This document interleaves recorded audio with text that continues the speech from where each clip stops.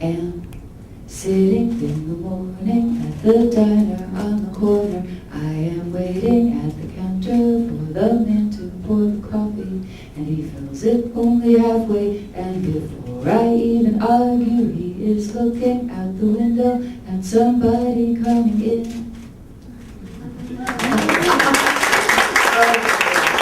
How does it feel coming back to Israel again? It feels very warm, and it feels, I guess this is either my third or my fourth time, with sort of 10-year gaps in between. And in between visits to Israel, in the last decade I married one Jewish man, and then in this decade I married another Jewish man. So every time I come back I feel more connected, and that I feel that more connected to the country. I heard you have family here that you're going to visit. Is that true? They're coming here to Tel Aviv. My ex-husband's family is here, so I'm going to see them. Yeah. How do I feel about being here? I feel great being here. I feel wonderful. I mean, the first time I came here, I didn't know what to expect, and to be honest, it was in 1989, and I did a press conference before I even left the airport, and I had a lot of questions about how do you feel about Israel, and I had only just arrived, seconds before, so it was confusing to me. But right now, I just feel very happy. I feel very content. I wish my husband were here to share it with me. My daughter's relatives are here. I feel very welcome. I've been very well fed from the moment we landed until now. I feel in the right place. Yeah. I had more time to stay and kind of look around, and my only look at Tel Aviv has been 10 minutes. Earlier today I tried to go for a walk, and the sun was so hot I turned around and came back. So I've seen 10 minutes of Tel Aviv, but I've been sort of going out to eat, and so what's your schedule for the trip? Are you going to visit around the country?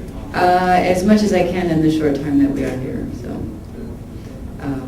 the first time I came to Israel, we went to Jerusalem and we had more time, and I spent some time on the kibbutz of my ex-husband's brother where he lives, and so I spent more time before. But this time we have to leave on Monday. So what will I do tomorrow during the concert? I'll play the guitar, and I'll be doing the old ones and some new ones, and a very new one. The old ones are the ones you know, like Marlena on the Wall, and Tom's Diner, and Luca, and The Queen and the Soldier, and Gypsy. And then the newer ones are from Beauty and Crime. There's one very new one called The Man Who Played God, which is part of a project with the band called Sparkle Horse and the producer Danger Mouse. So it's a song that I wrote with them, and so I'll be performing that live as well. So a combination of things. I have a guitar player. His name is Jerry Leonard. He was the musical director for David Bowie for several years, so he comes with a lot of experience. And also I have my bass player, Mike Visaglia. He's been with me for a very, very long time. Every time I've been to Israel, Mike Visaglia has been with me, so you will know him also. Are you getting tired of it? It's like, you do it like every time again, with all your heart, or it's just, we'll go ahead and play Luca for the 100 million times? No. It's not a burden. I eat breakfast every morning with the same enthusiasm. I don't go, oh God, it's breakfast again. I'm always enthusiastic about breakfast because it's part of my life. And so I feel that way about the songs. I feel that Luca and Tom's Diner, first of all, it gives so much pleasure to people in the audience. And I'm there for the audience. And when they light up and they start to sing or cheer or bring out their cell phones, I respond to that. So why would I deny myself the pleasure of giving this to the audience, which is why they come. So that makes it worth it, So that's my answer. I probably play it a little bit differently somehow. I feel it this way or that way. It's always a little bit different. I'm working very slowly on a new album. The last album came out just 2 years ago, and I've been touring and promoting that album since then. So maybe not next year, but maybe the year after. It was an album that went with the movie called Dead Man Walking. And that, I think, is as far as I'll go with that sound, that industrial sound. That sound was so industrial that almost nobody wanted to hear it, including the producer himself. But actually, the last album, my intention was for it to be, the last album is called Beauty and Crime. I had meant for there to be a little more crime and a little less beauty in the production sound of it. So, but the producer is very tasteful, and yeah, so we didn't get all the kind of crime remix mentality that I was hoping for. So anything's possible in the future. One thing about the acoustic album that I'm coming out with is that they will be open to remixes. So we'll probably have a website where people can remix it the way they wish they had heard it, and then they can upload it to the site so I can listen to other people's productions. So if you want to produce some remix, you should listen out for it. Re-recording my whole catalog, almost the whole thing. So next year, in April of 2010, it will be 25 years since the first album, and so I will be releasing a lot of the songs just acoustically, myself, my guitar, maybe one other musician, very simple recordings of the songs. So I expect to be doing that over the next few years, re-releasing like 60 songs.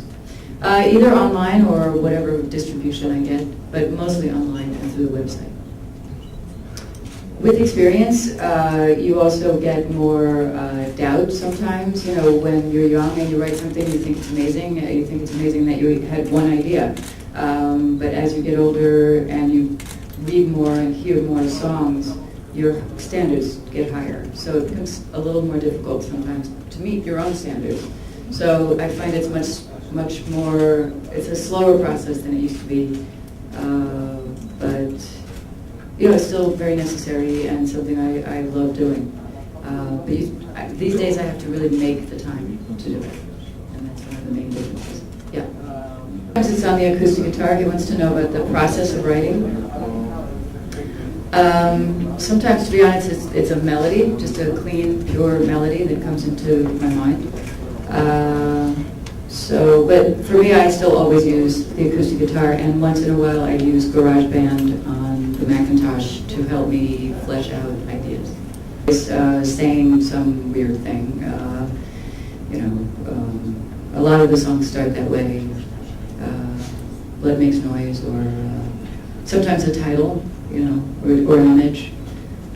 Each one comes in a different way. So sometimes it's a picture, an image of something, and sometimes it's a voice. Both. If I just sit down and wait for something to happen, usually I find there's some other thing I have to do.